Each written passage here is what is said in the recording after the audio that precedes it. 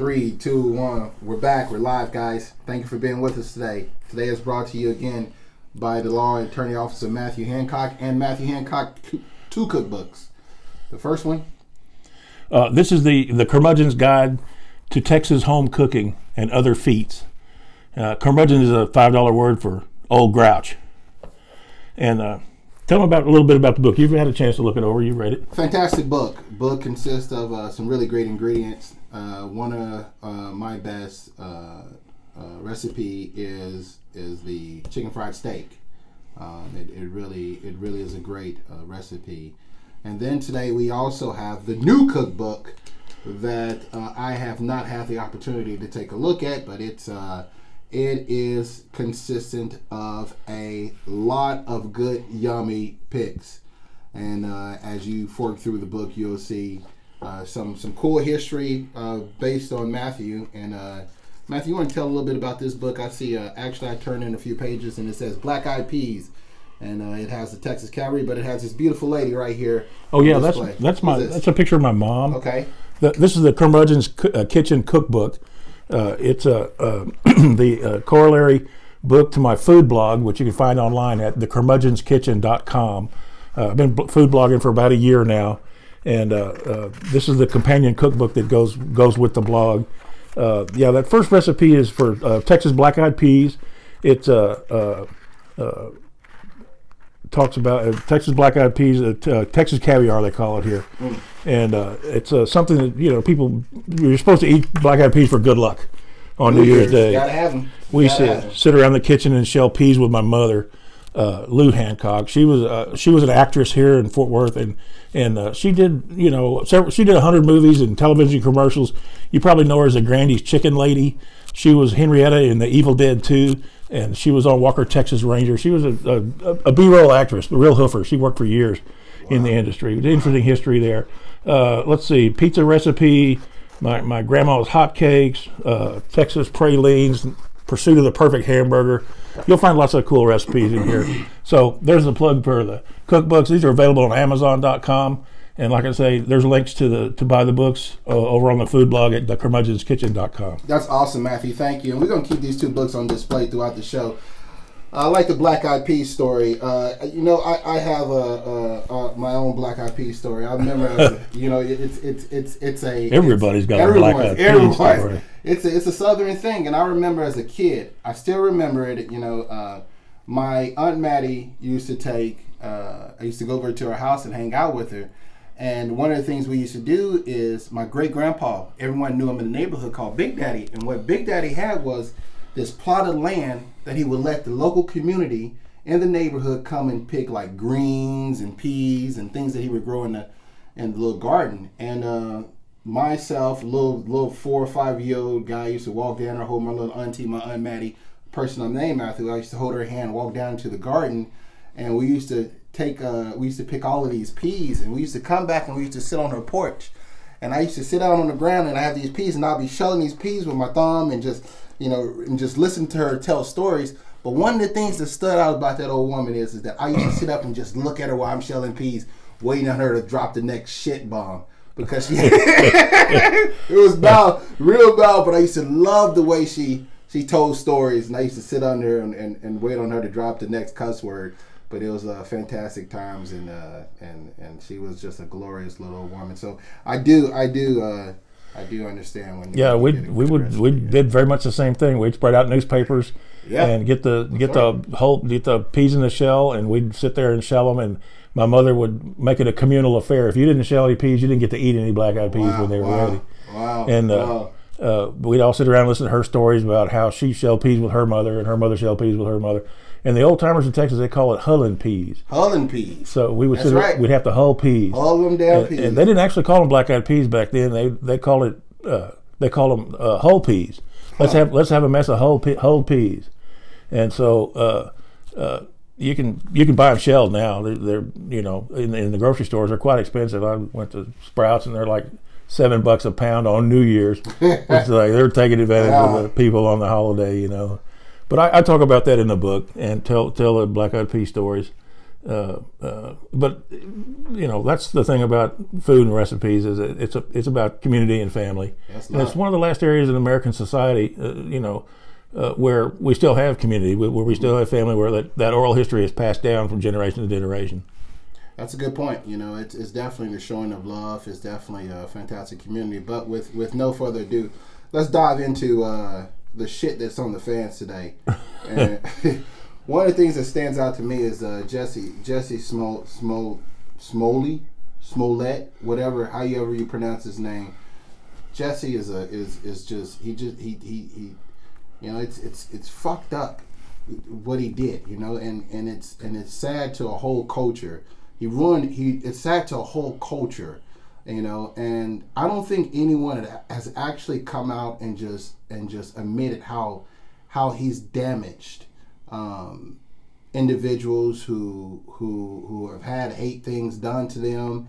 And you know, it's the bullshit that rolls into the fact that you know, he wore the noose on his neck while the police came to his house, and he was in a Subway and eating a sandwich, and the Nigerians, none of it it made sense from the beginning, but it's just absolutely hilarious how it came out. So I mean, I want to shed a light on. I want to take some time and actually shed a light on a topic of hate crime that not a lot of people actually know. And there is a specific stipulation when you start talking about hate crimes that is in the legal code that I think that it'd be really, really, really beneficial to touch on. And I think Matthew is going to be the best person to shed some light on that. Oh yeah, man. Well, you know, the hate crime is actually a punishment enhancement. In other words, a hate crime is your regular crime, whether it be arson or assault. Typically, they're crimes of violence against another party based on your own personal belief and bias of hatred towards another group of a protected class. Bias against someone based on their race, their color, their creed, their gender, their age, their sexual orientation. These are the protected classes in America that under state law anyway, that require this enhancement of punishment. The legislature has taken away a lot of discretion from judges with what we call mandatory sentencing, and that is to say, a judge will, upon finding a guilty conviction in a court, they will look at a person's prior criminal history, how many prior convictions do they have, based on the current conviction, and then they just look it up on a chart and see how many years the legislature gave them for that crime. Wow. And so assault, give you, assault second one, that's going to be 7 years, let's say, for example. And then because it's a hate crime, the punishment is enhanced. So there's another block over there that says hate crime, tack on 10 years. So when you go through the criminal justice system, you have the guilt and innocence phase, where an adjudication is made on guilt or innocence. If you're found guilty, then you go into the punishment phase. This is the time when victims have the opportunity to confront the person who harmed them and speak their mind and tell the judge or the jury what they want to happen. Be lenient on this person, throw the book at them. Most people are quite vindictive in this situation. Put them in jail, throw away the key. And so during the punishment phase, this will enhance the crime. There's other enhancements as well. If you perpetrate crimes against the very old or the very young, or if you're in a drug-free zone around a school or a church, you got weapons or drugs there, they'll tack another 10 years on your sentence. I recently represented a 17-year-old high school kid. He got caught with a vape pen full of THC oil, hash oil, at school, and he's hadn't even graduated high school yet. He's looking at 10 years in the penitentiary, mandatory sentencing. And so, because he was in a drug-free zone, and zero tolerance means zero thought, and so they're going to ruin this kid's life. Take away his opportunity to hold a professional license, make him a convicted felon before he's even out of high school. And this is the fast track to the institution of the penal system. You either go to college, you go to work, or you go to jail. And those are your options when you or live under a bridge. Those are your options when you get out of high school. And he's just a kid. We were able to throw ourselves at the mercy of the court and have the charge reduced, and we got him 6 weeks in a rehab program. But I mean, he was facing that severe penalty because it was an enhanced crime, and a hate crime works much the same way, that it enhances the penalty that's available to the judge during the penalty phase of the crime. And the courts take a real dim view of hate crimes, and they punish them severely. They will give you the maximum time and then the maximum enhancement. Well, that makes me think about, hate crimes. Let me first start by saying hate crimes are absolutely disgusting, and they're terrible.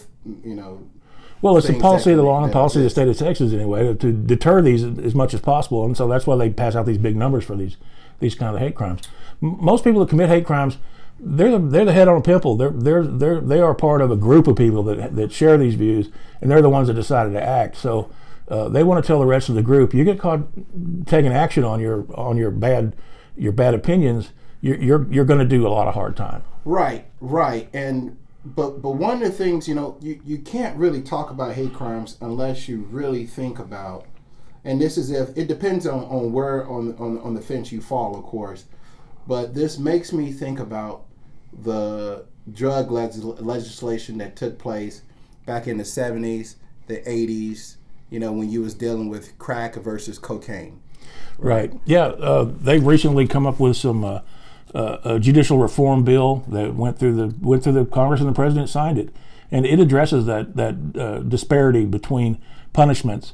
For decades, powder cocaine carried a much lower sentence than crack cocaine, and this impacted communities of color to a disproportionate degree over white populations, because white people they snort coke powder, and black folks do crack. Yeah, and that's a broad generalization, but the crime statistics they bear that out to be true, and it was done by design. It was done intentionally to make sure that they put lots of people of color in prison.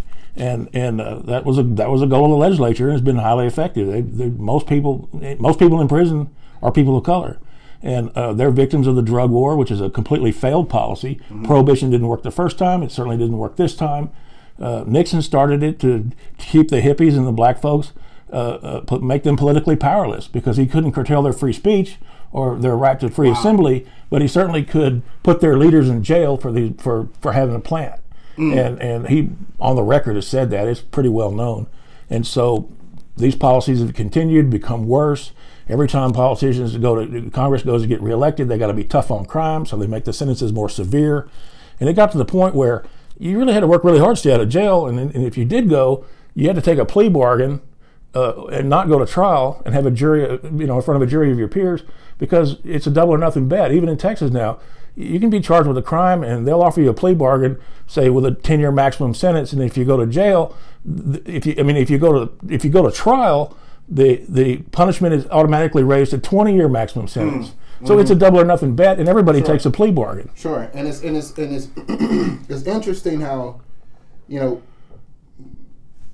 seems like, and I think as of recently, like you just stated, that as of recently we've identified that was an issue. It took us this long to do that, but you fast forward to 2019, 2018, 2017, 2016, and then you have the development of meth, or you have the development of, heroin affecting suburbia communities. And then you hear about Seattle having usage safe havens, right? Like you can come and shoot up or smoke up without being arrested. Is that correct? Well, I know they have needle exchange programs where they swap clean needles out, and this is to prevent the spread of HIV. Yeah. And it's an effective public health program. It keeps needles off the streets. Yes, it does. And it makes sure that the addicts have clean needles. And it's a public health measure to protect the non-addicted population, and it's a sensible policy, sensible program. It's an effective way to spend tax dollars, and there's interdiction efforts too. When they come for the exchange of needles, they are offered the opportunity to enter rehab as well. So they're able to corral and communicate with this addicted population and give them an opportunity to quit if they want to. They can leave with a clean needle and methadone if they want to. and referral to qualified medical professionals who can help them beat the addiction. We treat drug addiction in this country not as a disease, which it is, but we treat it as a crime, like it's a moral failing. And we punish people in prison for that. And of course, that's for retribution and to act as a deterrent to others. People want to get high. That deterrent doesn't work.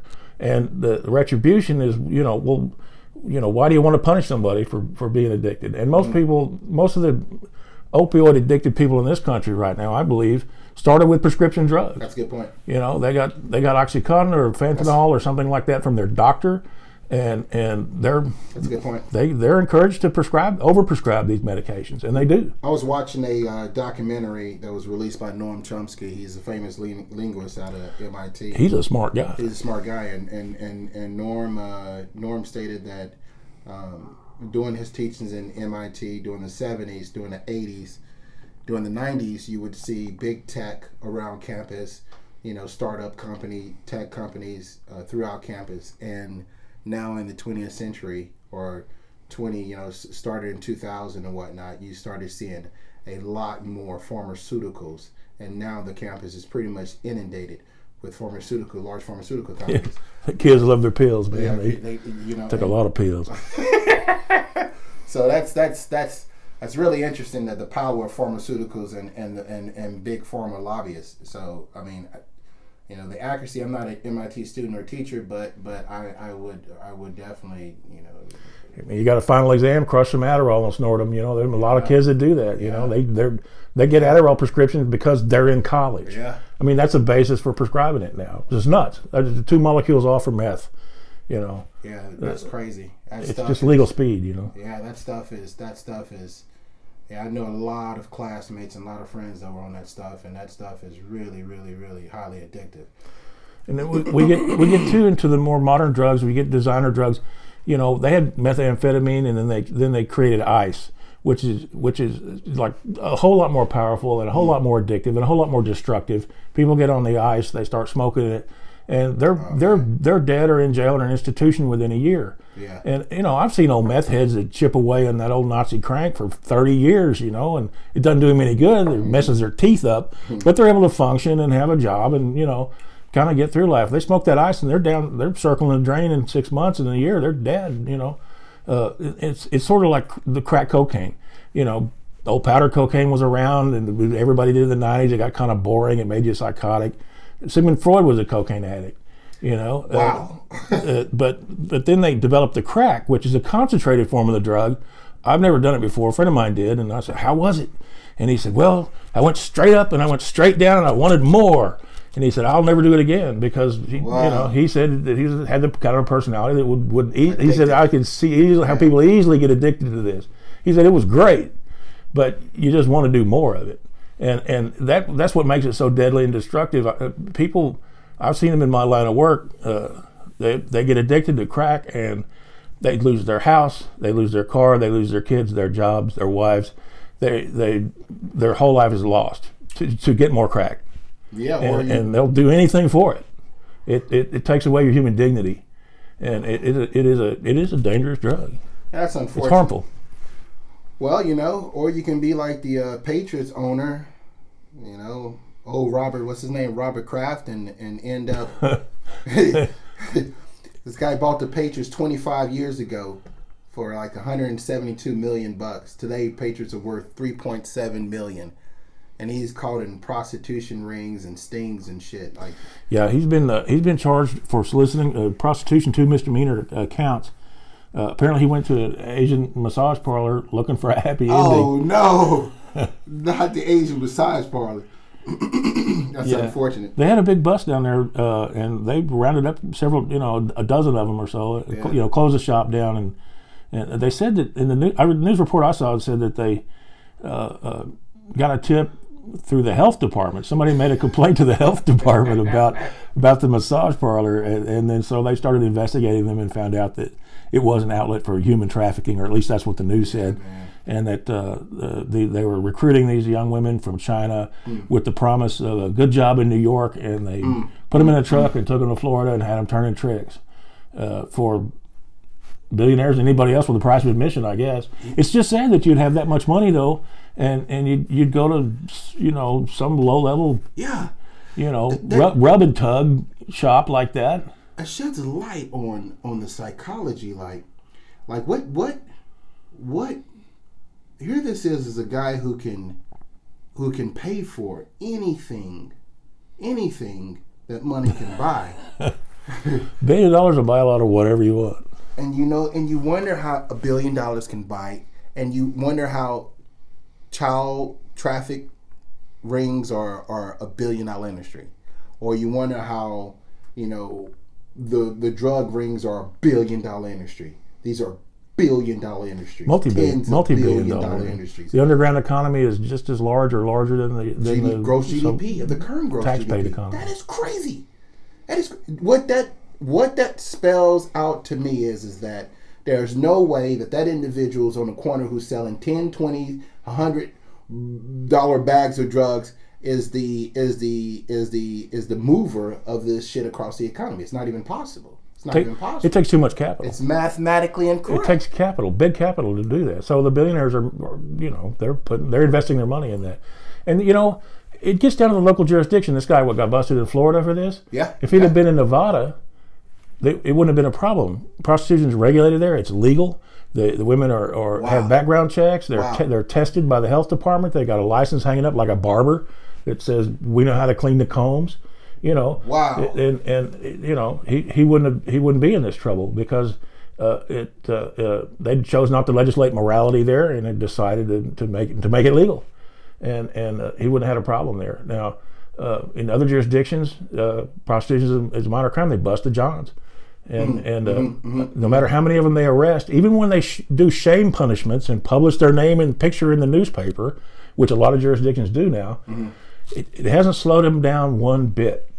People want this service, and they're willing to risk arrest, and they're willing to pay for it, and because they want that massage, they're willing to pay for it. Prostitution is probably the oldest known business to humans.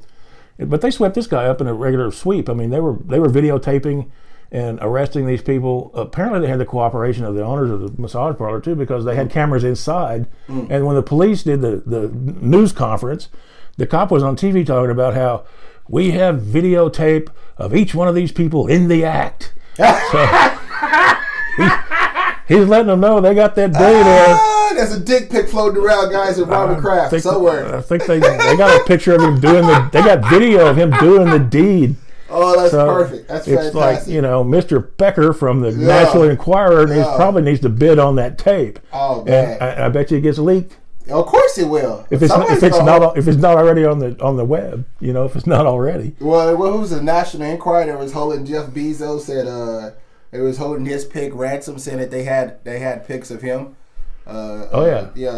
So I would imagine there's definitely pics around. You got pictures of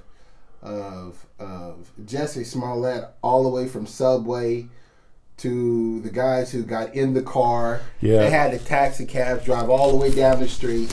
They got, in fact, Chicago installed the most cameras that, they just installed like a whole bunch of cameras. You got those pictures. You got pictures of Trump shaving someone's head in the ring. And well, the guy wrote a check. He wrote a fucking check for this crime. Now, as an attorney, I would advise people not to write checks when you're paying somebody to commit a crime. Maybe you shouldn't pay people to commit crimes even. I'd go so far as to say that. But this guy, I mean, the police made sure they had an iron solid case before they charged him or took it to the grand jury, because they knew that there was going to be a lot of scrutiny of this case. They knew that there was going to be a lot of media coverage, that it's a sensational case about a celebrity, and he wanted attention. He wanted coverage of this, and he got it in droves. The guy, the police did a very thorough job of cobbling together all of this surveillance video. They show these guys in a store buying black shirts and a red hat, and it didn't even say MAGA on it. It was just a blank red hat. I mean, they went cheap. They didn't want the made in China Trump hat. They just wanted a red hat. So they were going to hang this on Trump supporters, obviously, And well, he couldn't find any, so I guess he. Well, if you're going to do a fake hate crime, you got to have a hate group. Yeah, that would be helpful, right? Instead of it's hard to talk about it. It took me 5 days to even watch the video of him doing the interview. The toughest part about this is that, it's confusing when you realize that he used 2 Nigerians. Like that's the confusing part. You didn't even have 2 white friends. You couldn't find 2 white friends to hang this fucking thing on. You had to use 2 Nigerians. They were extras from the set of his show. And they were extras from the set of the show. It's asinine. Yeah, so and of course they ratted him out completely.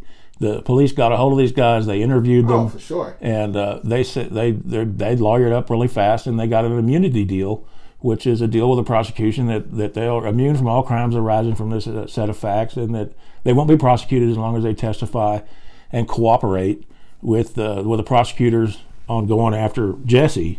And so they spilled the beans, and they spilled all the beans, and gave them the complete narrative of what happened and how much they were paid and what they did and the guy's motives. And so they've got their testimony as well, but they won't be prosecuted as long as they continue to cooperate and go testify. Yeah. And this would be a hard case to win, defending Mr. Smollett. It would be tough to tough to defend this case because of the voluminous amount of evidence that they've got. Juries love to watch TV. They love to watch videotapes. Yeah. If you can tape a deposition and play it to the jury, they'll watch it a couple of times if the judge will let them. I mean, so they're going to show that video of these guys meeting with him buying the stuff, with him perpetrating the crime, with him, the whole thing, and they're gonna watch that, and they got him home. It's convincing evidence. Well, the check is pretty damn convincing, ain't it? Well, yeah, they do have the check that they cashed. I love Charles Barkley. Yeah. And I don't know if it's part of the deal or not, but I think they might keep that money. I don't know if they're gonna give them up. Well. Now, and I've heard people talk about, Jussie's going to write a book about this while he's in the joint and get famous, but you can't profit from your crimes here in America, and he will not be able to sell the rights to this thing, and he won't be able to write a story about it, but other people can. So I'm sure there's going to be a made-for-TV movie or something's going to come out where somebody's going to cash in on this deal, but it won't be him. And I wonder who do you think they'll get to play the part of Jussie Smollett in the thing? I don't know. They gotta find some bright-skinned dumbass. I don't know, man. This guy was just a fucking idiot, man. Which probably have Jussie Smollett to play Jussie Smollett. Well, yeah. I mean, they might. It's a shame though, because his actions in perpetrating this hoax hate crime, it diminishes the claims of people who are genuine victims of hate crimes. Absolutely. It could deter people from reporting a hate crime because of the scrutiny that they're going to face. The first thing the cops got to do is figure out if this is a hoax. So they're going to investigate their whole life, and nobody wants to be under that prosecutorial microscope. When women make allegations of false rape allegations, it's the policy of the state of Texas not to charge them for the crime of a false police report, because we don't want to deter women from reporting their victimhood, reporting these vicious and despicable crimes. And so it applies to this case as well. In this case, we do punish people for making false hate crimes, but I think the same negative repercussions happen, that it would certainly deter other victims of genuine hate crimes from coming forward. Not only are they facing the intimidation of the people who perpetrated the crime and the groups that support them, but they're also having to face the scrutiny of law enforcement. Well, without a doubt, this definitely sets us back. This does not move the culture forward. This does not move. I think it shames his race too. What do you think about that? That's what I think. It is definitely shameful, and I don't speak for all black people, but I'll tell you right now, it's disgusting to see that, public, and we are a culture that hate crime is something that is very, very, very touchy to my culture, and we are a culture that endured 400 some odd years of hate crimes. So, well, this guy faked the lynching. Yeah. I mean, he showed up with a rope around his neck. It made what, me. What is that? Well, it made me think about when Frederick Douglass spoke about how when he was a little baby boy, when he was a young man, him and his brothers and his family had to live inside of a log cabin and sleep on the actual ground, the floor, like the dirt, and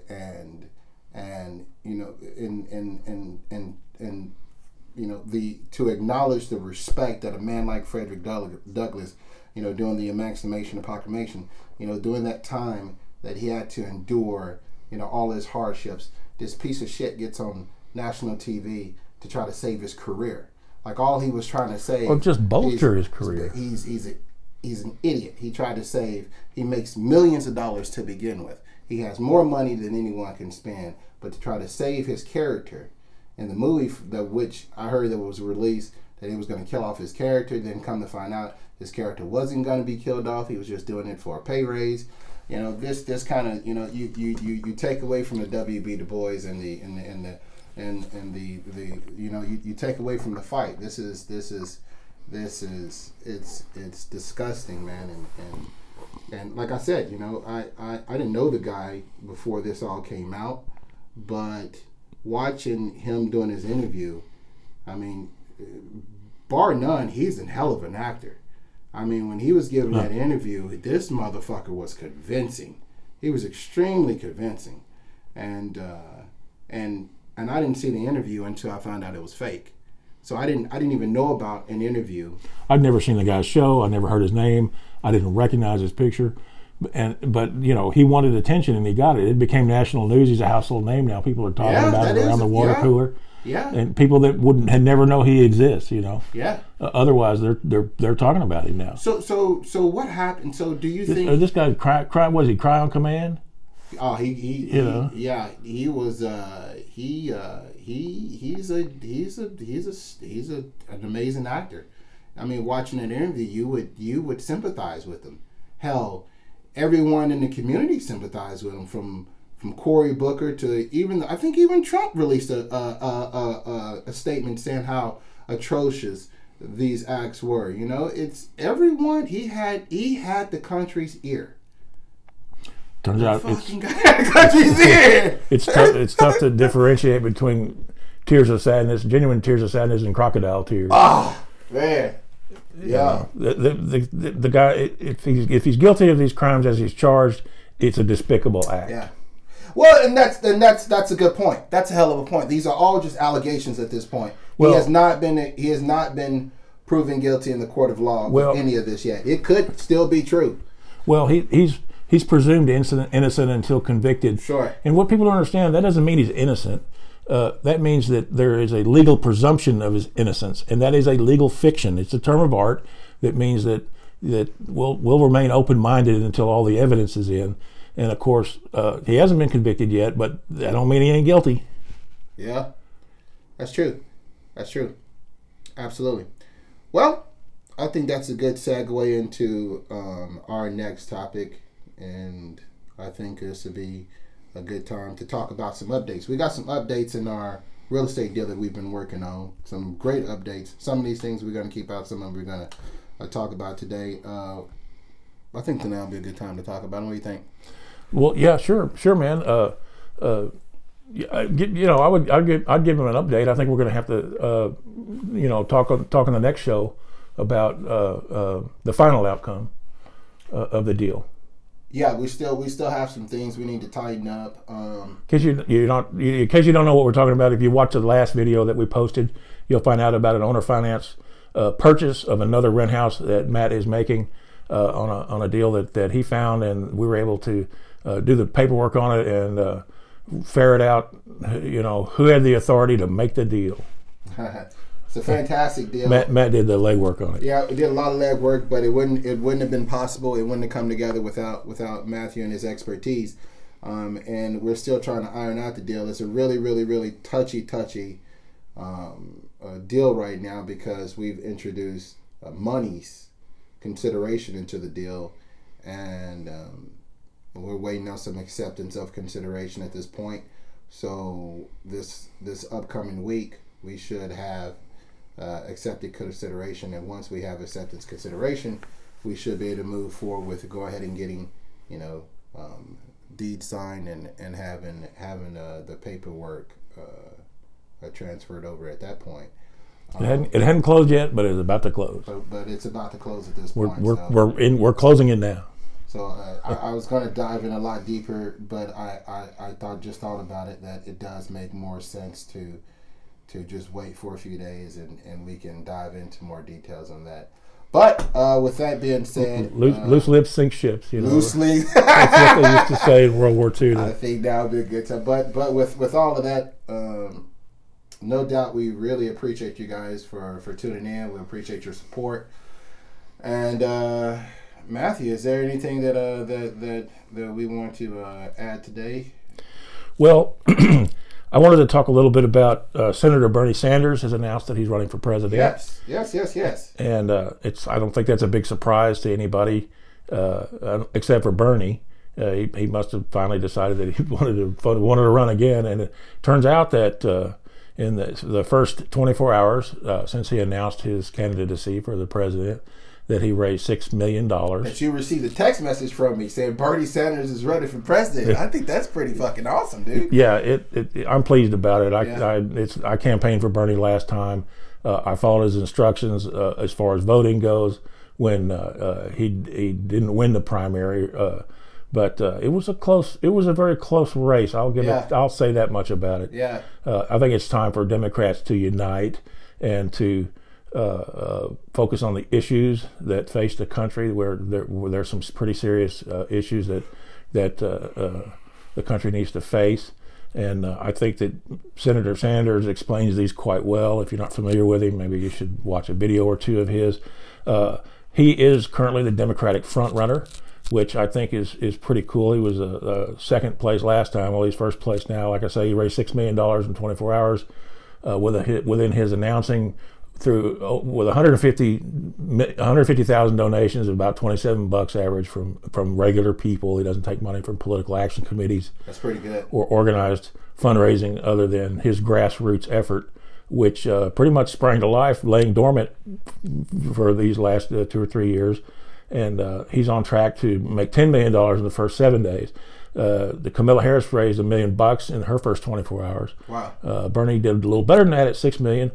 Straw poll, first straw poll was released a couple of days ago. Among the 20 or so Democratic candidates, Bernie Sanders came in at 44% of all Democrats would like to see him be president or win the nomination. Yeah. Everybody else didn't break 20%, so he did twice as good as anybody else. Yeah. And I think that holds great promise for the future, and I would endorse Senator Sanders to be the next president of the United States. Wow. Well, that's interesting. I didn't see the endorsement coming today, but that's fantastic to know. I'll tell you what, man, it's really interesting to see Democrats come together and polling at 44%, and raising 2 times, 3 times as much as some of the front runners as Democratic candidates. That does show that the Democratic Party can come together, and that's pretty cool. Well, the only thing I'd add to that is it's Bernie's policies and programs and ideas are certainly not fringe or radical by any means. They've been around for decades. He's been talking about it for decades. The United States currently is a social democracy. We have democratic social programs, the post office, the public schools, the military, the freeway system. These are all Democrat social programs. Social Security, Medicare. These things have been around for a long, long time. In fact, a lot of them were put in immediately after the Depression to replace the trickle-down economic policies of Herbert Hoover. That's how long that old saw has been around. And so I think that it's time to address income inequality in this country. Sure. I think it's time for the people to take back their government. And I think it's time to spend some money on infrastructure and the citizens, as opposed to the military-industrial complex sucking up 60% of the budget. We spend a lot of money to kill people all over the world. We drop 200 bombs a day in 8 different countries all over the world. And they don't hate us for our freedoms. They hate us because we bomb the shit out of them every day.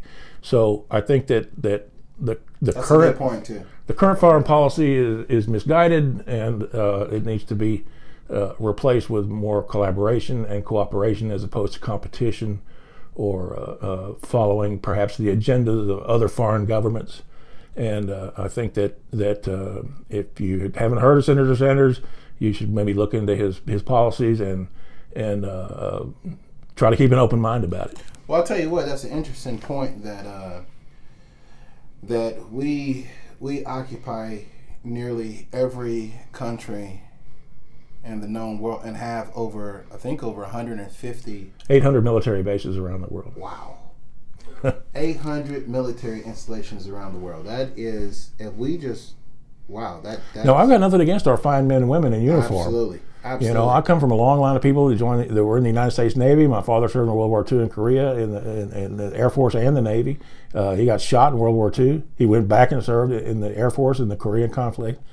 So, you know, my family, I got a brother and a sister. We're both in the Navy. Sure. I respect and admire our military service personnel and the veterans as well. But their sacrifice should be used as a last resort and should be used with great thought and with caution and sparingly, to be sure. I'm not sure they should be stringing barbed wire along the Texas border. Wow. And speaking of the Texas border, we have the wall that's supposed to be going up, or is supposed to be already under construction. That's correct. The federal government right now is in the process of taking over 1.1 million acres of farmland in Texas. Wow. They're going to take 1,000 family farms from Texas farmers and ranchers to build this wall. They're using the power of eminent domain, which is the taking of private property for public use, as long as there's just compensation.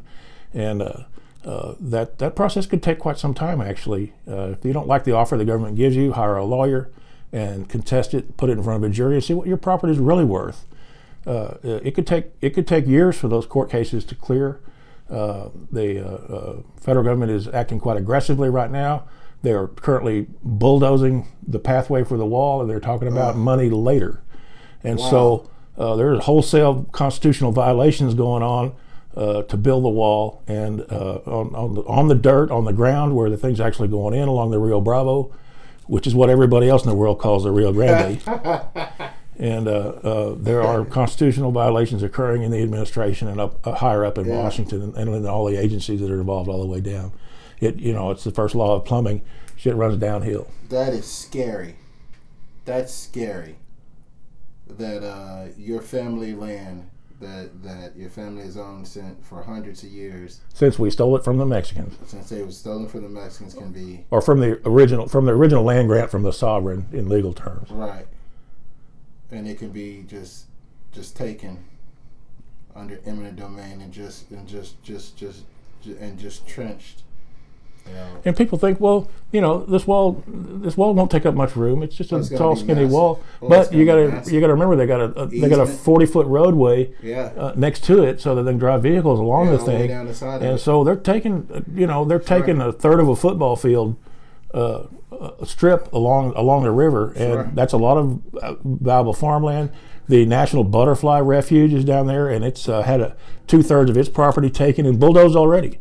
Oh wow! And they're in court right now, fighting this lawsuit, seeking injunctions to stop this environmental disaster, this degradation of this natural and pristine lands. I don't know if you've ever been to Big Bend State Park or Big Bend National Park, or been to see the area down there on the Rio Grande. I've ridden horses down there and across it. Wow! And I've been down there and seen it. And if you've been down there, you can't wall some of that. I mean, there are natural barriers, cliffs and mountains and vast stretches of desert that would be very, very, very, very difficult to put a fence in. But the long flat parts where you can grow crops, they are taking that, and they're using the money that they've got already, and they're building wall down there. They're building this fence, this barrier.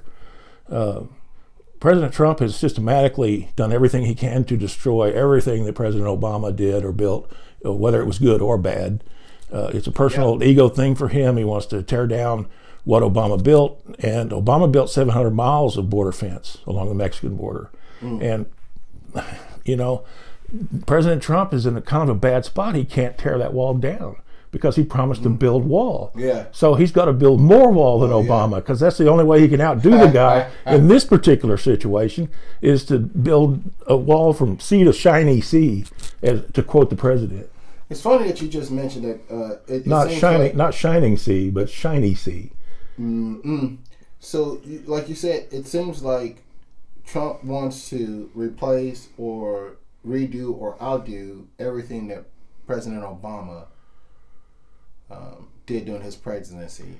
Why do you think that's the case? I think it's personal. President Obama at a national press conference dinner humiliated Trump back when he was just Trump, before he ran for president. And I think that if you watch the video, Google a thing, look at it, watch it, President Obama got up there and skewered the guy. I mean, he burned his britches and made him a laughing stock. Everybody in there was laughing at Donald Trump, except the people at his table, and except for Donnie Johnny himself. He glared at the president with nothing that can't be described but anything but hatred in his eyes. Wow. And I think you can see the look on his, I think you can see the moment that Trump decided to run for president, sitting there in that press conference, press correspondence dinner was what it was. The press correspondence dinner. I think you can see the moment when Trump decided he's going to run and he's going to undo everything that man put together. Yeah, I think that it's personal. Yeah.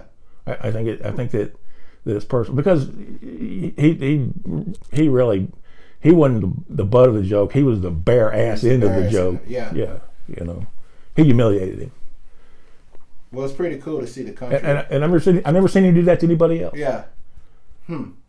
He'd always comported himself with great dignity and class, and he had zero scandal, zero indictments. Yeah. You know, he didn't have the trouble that they're having in Washington right now, which, you know, brings us back to the Trump show. The character. You know, what's going on? I mean, it's like every single day there is some crazy, wild antics or tweets, or something something very unpresidential happening. You know, not to mention the indictments, the cabinet resignations, the musical chairs, the unfunded and understaffed federal agencies. I mean, you know, Rick Perry's the head of the energy Department of Energy. He's the guy in charge of all the nuclear power plants in the country. That's incredible. Rick Perry. I mean, when he went to Washington, he actually put some glass in his glasses. You know, I mean, former governor of Texas guy who ran for president. When they asked him the three branches of government, he said, "Oops." Yeah. I mean, just, you know, Trump has a way of putting the most incompetent people he possibly can into these head these government agencies, so that they won't do the job, so that they won't enforce the regulations, so that, you know, they can starve the beast, have smaller government, have fewer regulations. They want to return to laissez-faire government, hands off. You know, it's you know, it's unregulated capitalism, and it really doesn't work. You know, it's this antics every day. There's something in the news, in the major mainstream news media. There's some report about what Trump did today, and I call it the Trump show. And it's an extension of his reality TV character. You know, before he was on The Apprentice, he was in the WWE as a wrestling character, like the Gravedigger and those guys. Yeah. And if you look on video, if you'll Google Trump shaves head and watch, you can watch Trump shave a man's head in the ring, in the wrestling ring. And if you look at the WWE website, President Trump is in the WWE Hall of Fame as a wrestling star. Well, this is that's interesting. I wanted to ask. So he's a media character. He's definitely a media character. If I wanted to ask if a social democracy, right, is the platform that Bernie Sanders is running on, correct? He's a social democrat. He's a social democrat. Are social democrats still capitalists? Yes. Social democrats believe in a regulated capitalism. Okay. Capitalism that is regulated to curtail the natural inclination to human greed and to income inequality.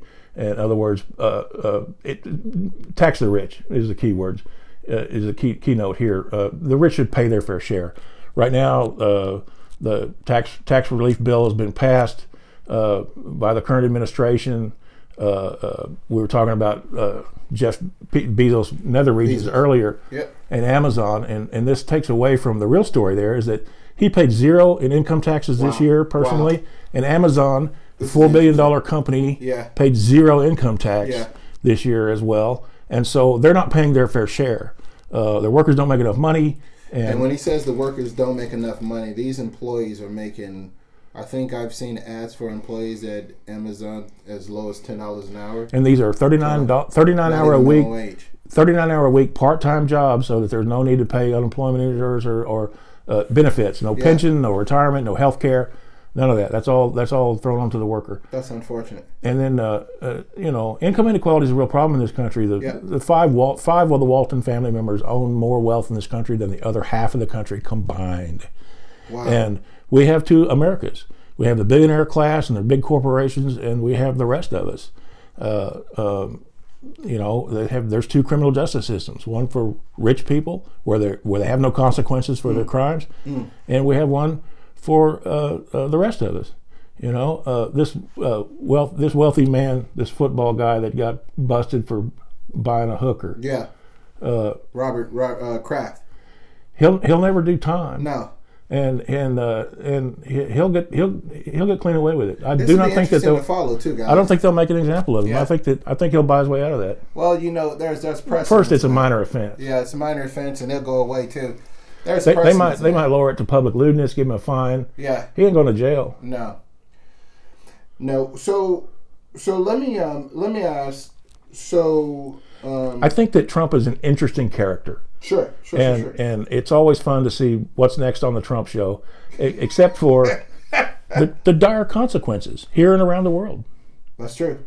Yeah, and that's an excellent point.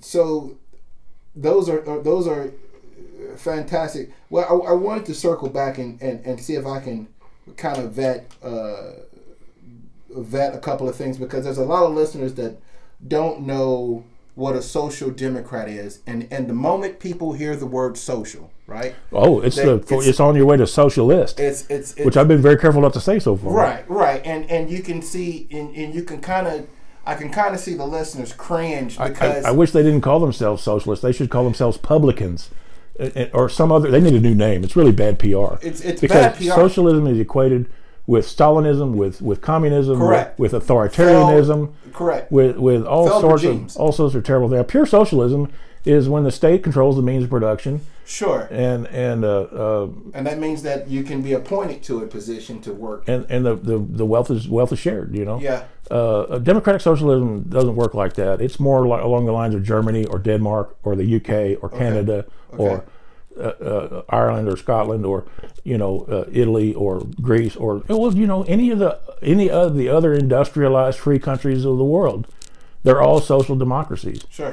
And it's regulated capitalism. It uses capitalism as an economic system, and it is regulated to make for a fair playing field. And primarily the regulations have to do with workers' rights. Okay. You get maternal leave. Okay. You get child care. You get a 40-hour week. You get a pension. If you devote your working life to an institution, they take care of you. Okay. There's a social safety net is included as well. If you lose your job, you get unemployment insurance. You save for an old age pension. We're talking about national health care, Medicare for all. People say, "Oh, who's going to pay for all this stuff?" Well, tax the rich. If they paid their fair share, if we spent 5% less on defense right now, 60% of the national budget is spent on defense spending to the military-industrial complex. We pay billionaires to build bombs and bullets for both sides of all conflicts. And that's just got to stop. We can't stop it. So if we could just curb it a little bit, let us have 10% of that, and we can buy free college, and we can pay for health care. Not only that, people are paying for private health care. College is a racket. People are paying for private health care right now, and your taxes might go up to pay for public health care, but they're going to be half of what you're spending now on premiums for private insurance companies. You're going to come out ahead. You're going to come out way ahead If you're a working person, you're going to come out way ahead on the deal because your insurance is going to be a lot cheaper and a lot better, and it's going to be a lot less bureaucracy involved in the administration of these healthcare programs, so that you don't have insurance adjusters telling you what treatments you can get, what drugs you can take. What they're not, right now the insurance companies practice medicine. They tell your doctor what they can and can't prescribe, what can and can't, what procedures and tests they can and can't do. That's unfortunate. This puts control back into the doctor. This puts control back into the patient. You get to manage your own health care rather than having this private institution do it for profit. In this country before 1977, health insurance companies and hospitals had to be operated as nonprofit organizations for the public good. They received their corporate charters as a public service, much like a public utility. President Nixon got together with his friends over at Kaiser, and they were buddies. Kaiser Permanente is a large healthcare organization in most of the western United States, and they decided that they were going to change the law, get rid of that requirement that hospitals and insurance companies had to be nonprofit organizations, and let them be private for-profit organizations. And healthcare costs and drug costs have skyrocketed every year ever since. Every year, ever since. And they've developed new insurances for everything else that you can absolutely own in this world or be a part of. We have insurances for your car. You have insurance for your house. You have insurance for your TV. You have renter's insurance. You got homeowner's insurance. You got insurance. We are insured to death. I mean, it amounts to a tax. The only people who win are the insurance companies, basically. Right. Guaranteed to win, because most of the stuff is mandatory. And they'll collect the premium. They'll collect the premiums, but they won't pay the claims. Wow. In fact, it's been my experience that insurance companies deny every claim, and then they wait to see who's going to fight them, either through court by suing them, or by suing your own insurance company for insurance fraud for failing to live up to the obligations in the policy. How many of you viewers have read your insurance policy? You pay it every month. You've never read your policy. Wow, and that's unfortunate. Like the it is unfortunate. The great folks of like Houston and Florida who pay these insurances every month, every year, and then only come to find out when you have a catastrophe happen where maybe ocean water or something, flooded the home out from the ground up instead of rainwater coming from the sky down. That those are two different types of insurances, two different types of flood hazard insurances.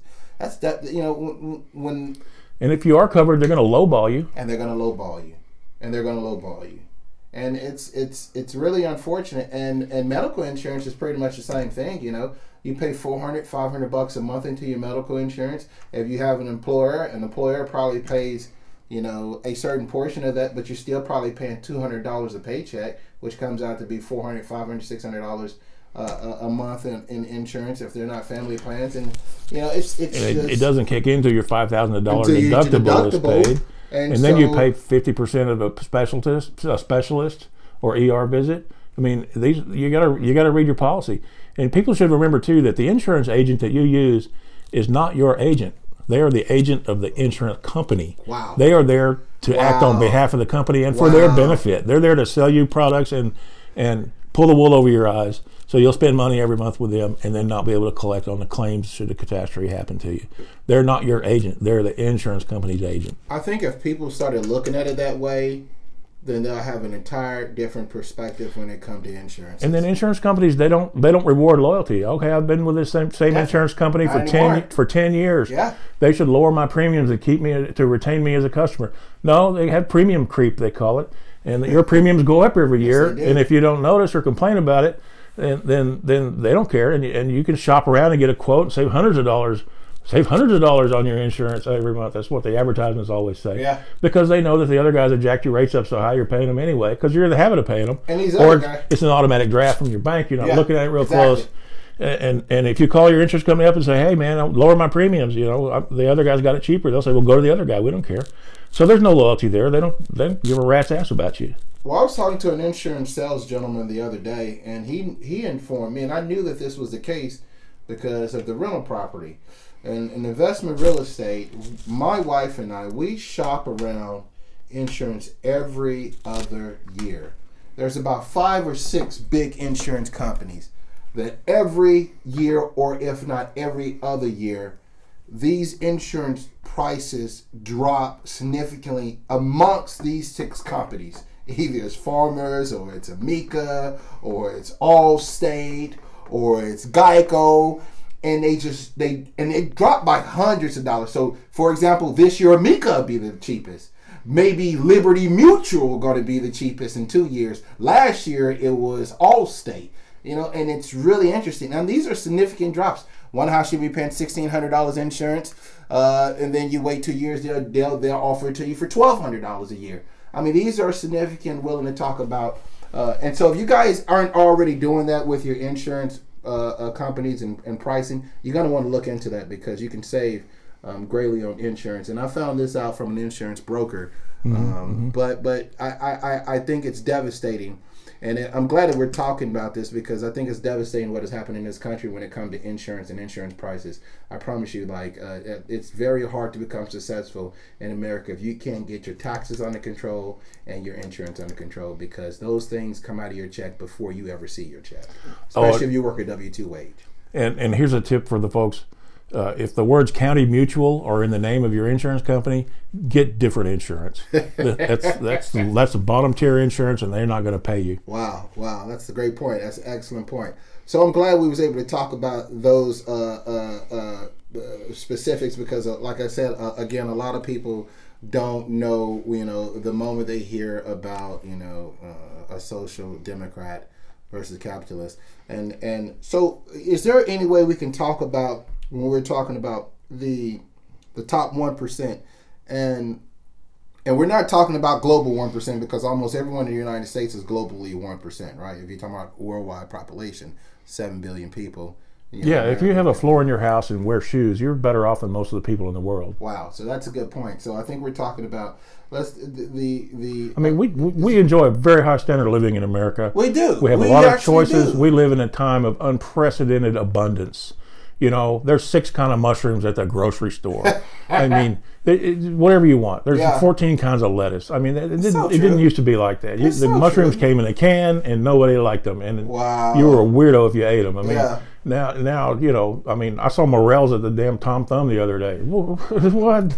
That's great. So we live. It says. I mean, what do the comedians say? We live in a country where we have everything and nobody's happy. Yeah. And I think the pressures of the modern world lead to a lot of dissatisfaction for people. People work 3 jobs. Yeah. And one of them is to take care of their car, one of them is to take care of their house, and one of them is to take care of the tax man. Yeah. And you don't have anything left over. You don't even have a life where you get down to a life of wage slavery. Slavery. And it shouldn't be like that. There was a time when a person could, on a single income, raise a family of 4 and have a nice house and a middle class existence.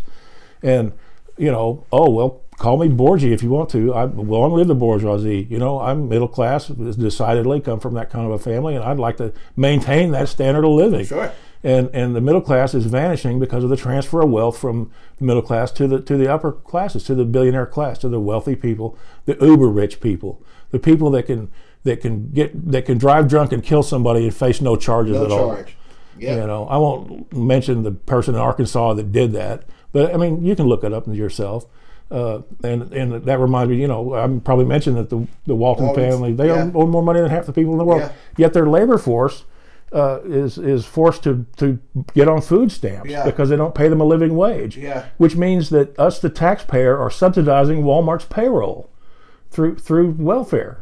I just don't think it's corporate welfare. We have socialism in this country. It's already we have socialism for corporations and for rich people, and we have got dog-eat-dog capitalism for the rest of us. Shit. So the middle. So we're talking about programs that help working families. Right. We're talking about national health care. We're talking about Social Security improving.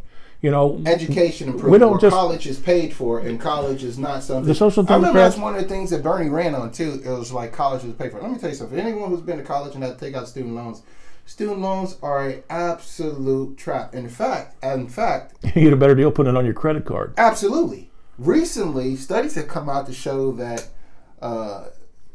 college loans are a incredible investment for investors. Like for investor who investing like certain colleges or loan programs or loan companies like Lending Tree for specifically, like Lending Tree have ran up from like $96 a share. I think as of like last week, Lending Tree was up over $320 a share.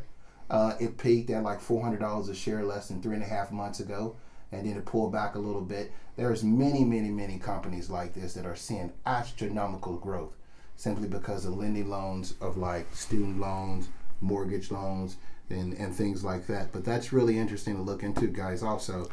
Well, I think those will become toxic investments, much like the bad real estate loans. Yeah. When they find out that these young people that go to college graduate with a 4-year degree or a master's degree, Sure. that they can't they can't earn a living wage when they get out of college. Sure. You go a couple $100,000 in debt, get out of college, you get a job that doesn't pay you a living wage, you're going to pay that student loan forever. It delays being able to buy a house. It saddles you with debt that causes you to spend your money servicing that loan first. Yep. People come to me and say, should I go to law school? And I said, not unless you're independently wealthy.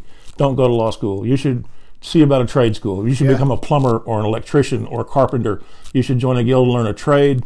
Electrician, journeyman electrician is going to make a whole lot more money than an attorney. You get out of law school, you're going to make $25,000 a year. You're going to work 80 hours a week in the basement in a Dilbert cubicle of some giant law firm, and you'll never make partner because it's a big good old boys club and you ain't in it.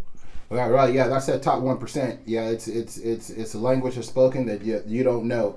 It's funny that you mentioned that the trades. I think for the commenter and the individual that's coming up that is having to consider, should I do college or should I look?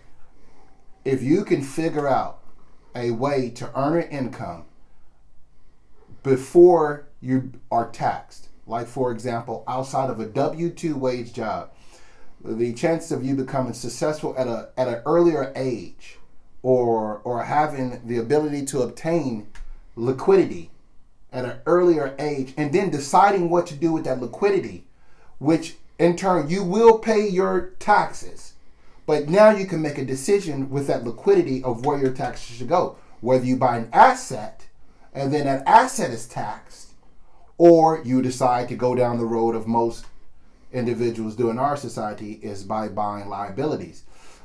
I think what I'm seeing is younger people are starting to understand that going and trying to work at a company, with the ideal of retiring for that company is just no longer realistic.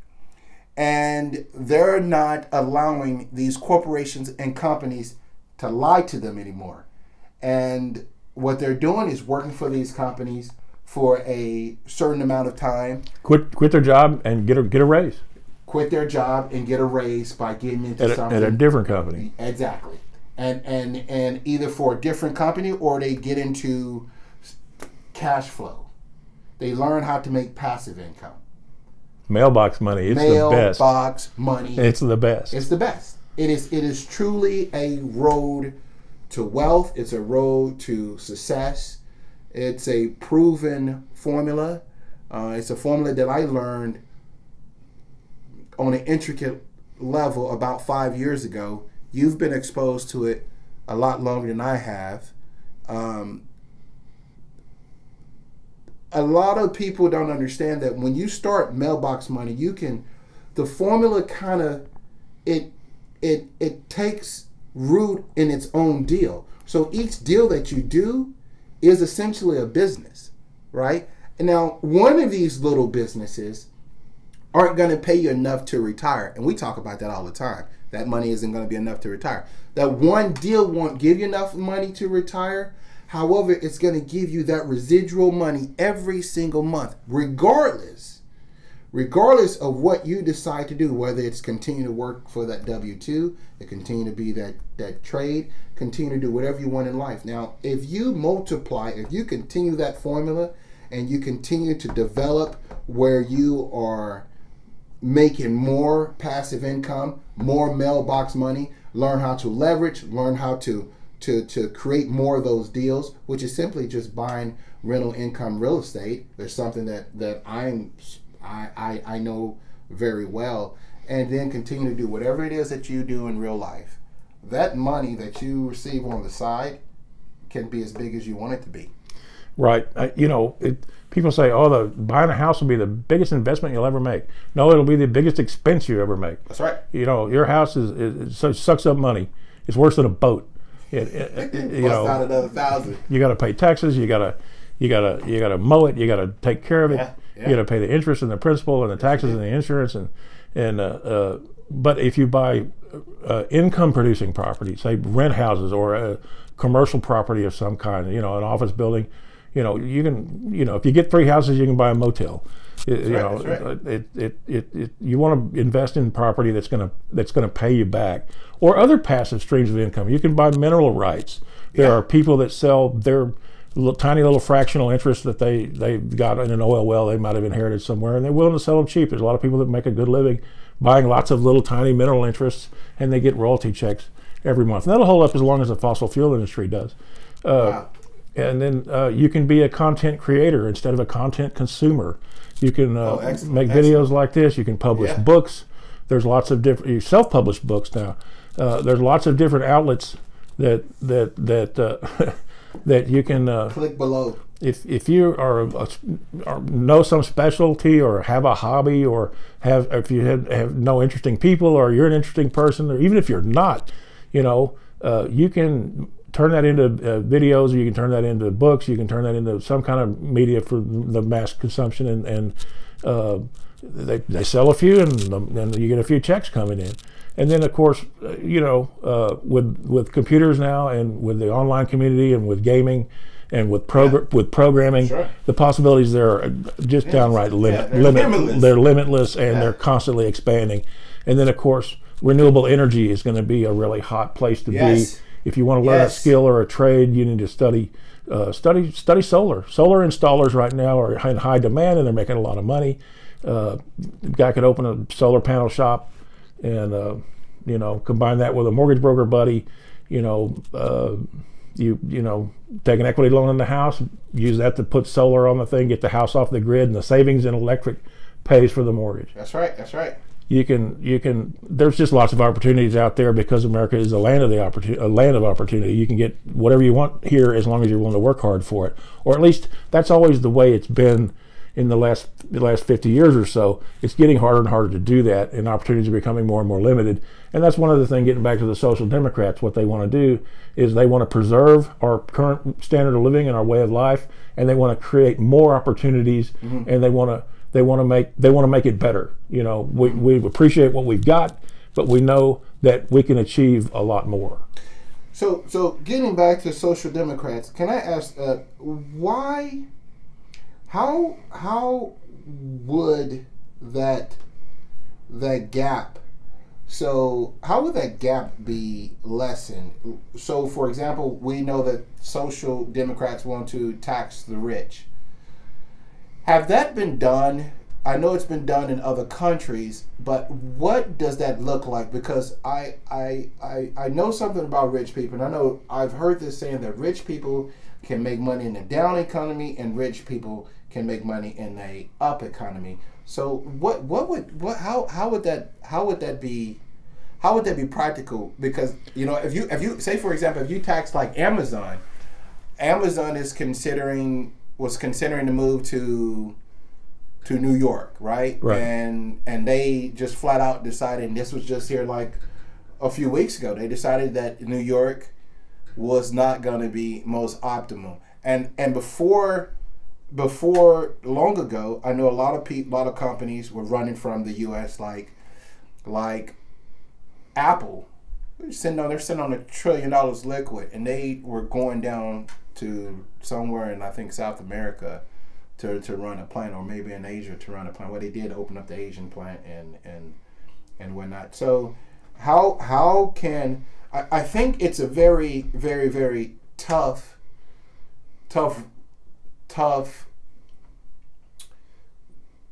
formula to try to wrap around politics, around economics, unless it's capitalist politics. Absolutely. Well, H.L. Mencken famously said that there's no poor people in America. There's only temporarily embarrassed millionaires. And so a lot of people have the mentality that they're going to be rich someday. Their ship's going to come in. They're going to make it big. And they don't want to tax the rich because when they get rich, they don't want to be taxed. Yeah. But what we're talking about here is increasing the marginal tax rate. That's to say, you pick a number that they can comfortably live at and still be rich. Let's say after the first $1 million, then everything you make above that $1 million is taxed at 70%. That's the number that's floating around right now. So they don't pay any taxes on the first $1 million. Sure. So they pay 70% tax on anything over $1 million. And you say, oh, those poor rich people. If they pay, you know what happens to a rich guy if he pays that 70% over $1 million? He makes $300,000. He's still rich. He's still rich. We have a regressive tax system in this country where the middle class pays more taxes than the wealthy. It's just working people. The news says that your average income tax refund is going to be 8% less. What they're really saying is your taxes went up 10% because that's your money that you pay every month. Let me jump in here real quick. I got a quick question. I'm understanding this, and I may be understanding it at a different level and at a different position, but is the reason why the middle class is paying more taxes than the rich is simply because the rich have more tax shelters?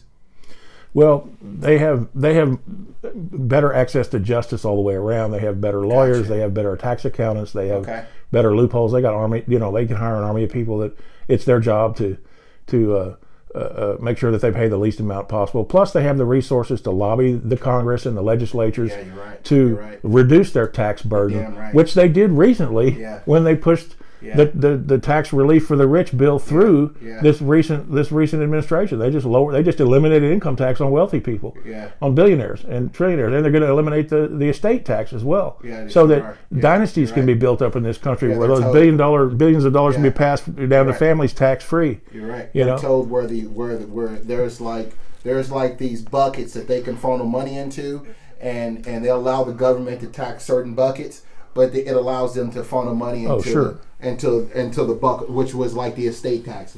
So now the bucket to funnel money into is the estate tax. So you dump as much money into your fucking estate as you want to, and then we talk about the 70% marginal tax rate's insane. You just can't have it that high. Well, the 1950s, the era of the greatest prosperity of this country has known. I mean, when we talk about make America great again, we're talking about returning to the 1950s. Yeah, that's unfortunate. That's the reason why you're talking to these individuals who are 50, 60, and 70, and 80. A lot of people think that the Make America Great Again slogan was based on the ideal of, like, I've heard this in social media, and I've heard this on airwaves that Trump was actually talking to, basically rednecks that were coming out of the woods and basically going to give every white American a job and blah, blah, blah, blah, blah. That may be true to an extent, but I think that the Make America Great Again slogan was based out of this is after World War II. I think this is right after World War II. The individual who are 60, 70, 80 years old in America right now, basically trying to do one last hurrah to try to, that goes down a wormhole. That's hang on to the power that they've got now. Hang on to the power, because power's been, it's because of social media, because of the diversifying America that we have today, socially, the diversifying America that we have today, it's starting to shed light onto those issues and those problems. So when a spider likes to be in the dark. When you shine a light in that dark, then a spider don't like the light shine on them. So basically, those things that they are not as well versed, and that can generate a substantial amount of income, but they're not as well versed in, are becoming, the things that they are more well versed in are becoming a lot smaller, and the things that they're not well versed in is becoming, the world's getting a lot more bigger. And I think that's returning to those hallowed days of yesteryear, the Make America Great times, the 1950s. Right after World War II. Yeah. Eisenhower's the president. I like Ike. Yeah. And you know what? We had a 90% marginal tax rate on billionaires, and we built the interstate highway system in this country, which has contributed to fantastic economic growth.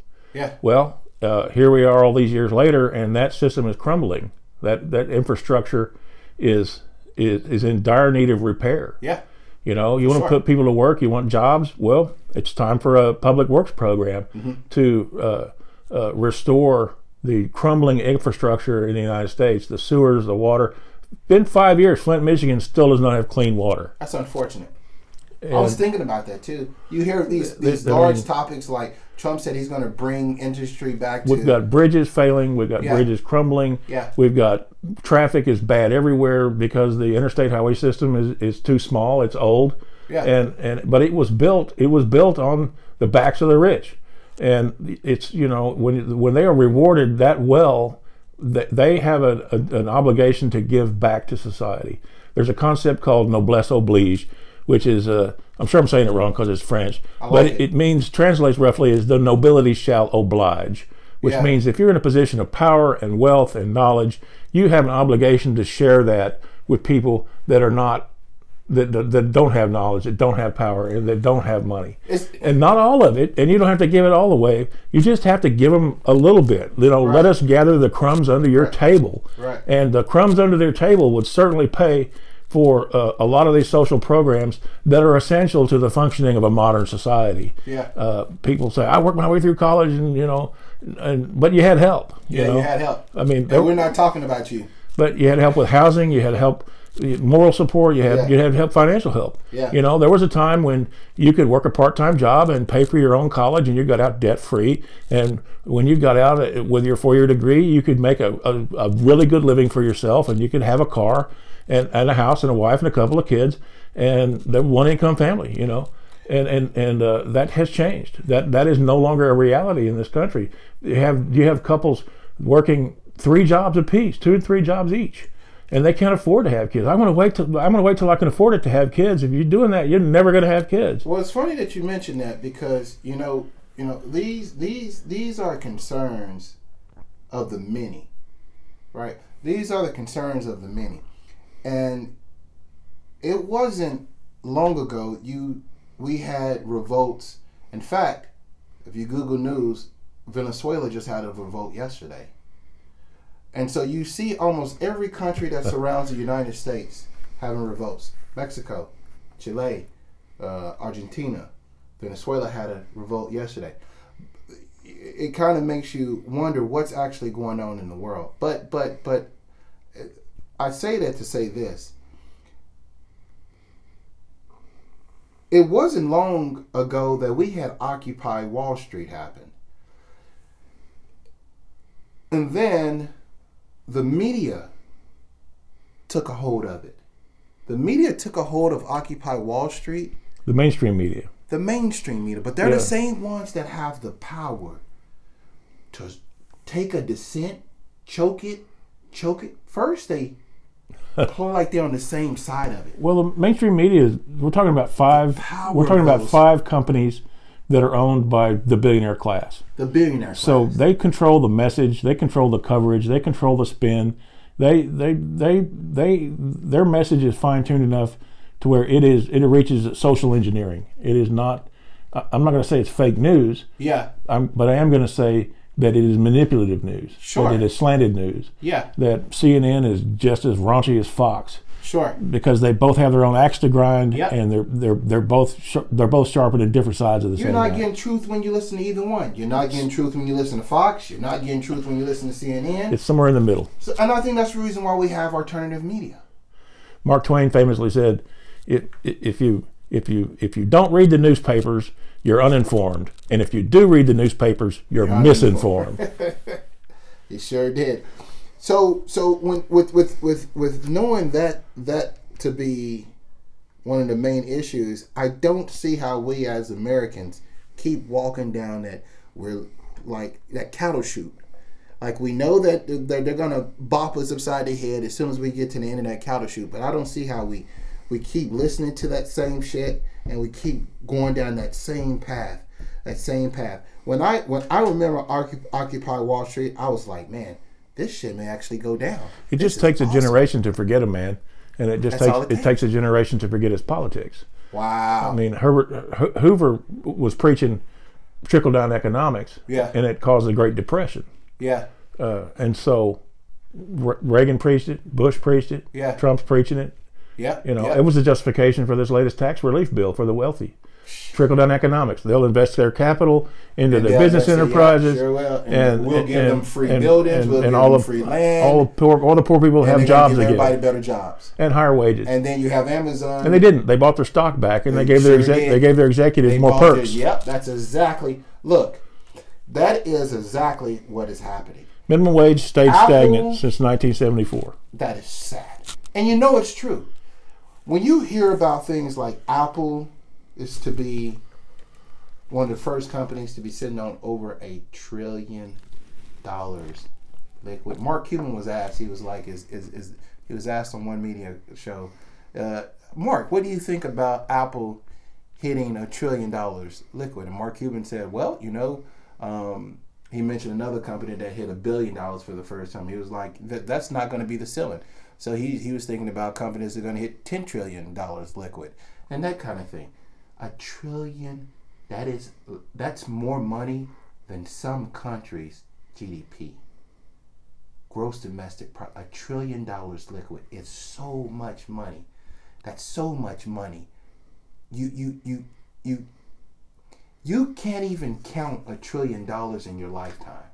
Did you know that? You can, if you started counting right now, use every second of your life. $100 bills. You can. thousand.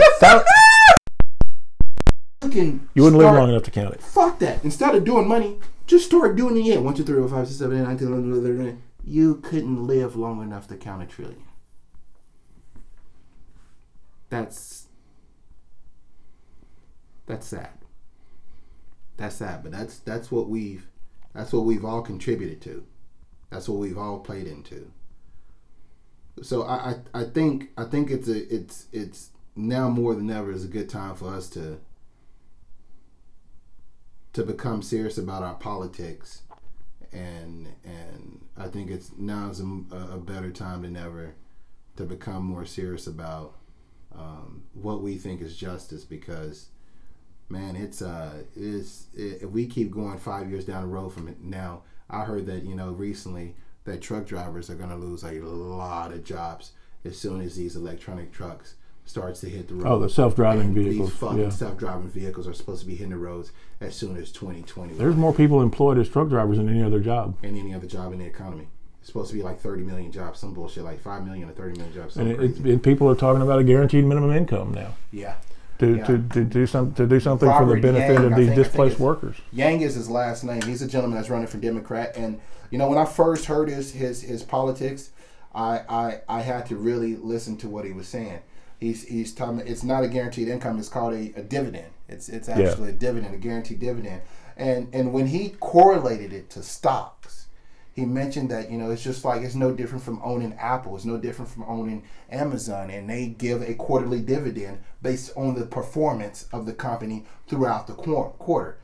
If you fire all of these people who basically built their lives and their career on the promise that was given to them, and they're replaced by a robot, not a working hard-wage individual, they're replaced by a robot, for which the company that probably have to build those robots are going to receive an immense grant from the government in order to build that company, or the city to match their dollars. Well, I don't know. The automotive industry has received quite a bit of subsidy. Yeah, I mean, so to receive those subsidies, then why can't Obama bailed them out? Well, he did, sure did, and then they ended up taking bonuses too, like everyone else did.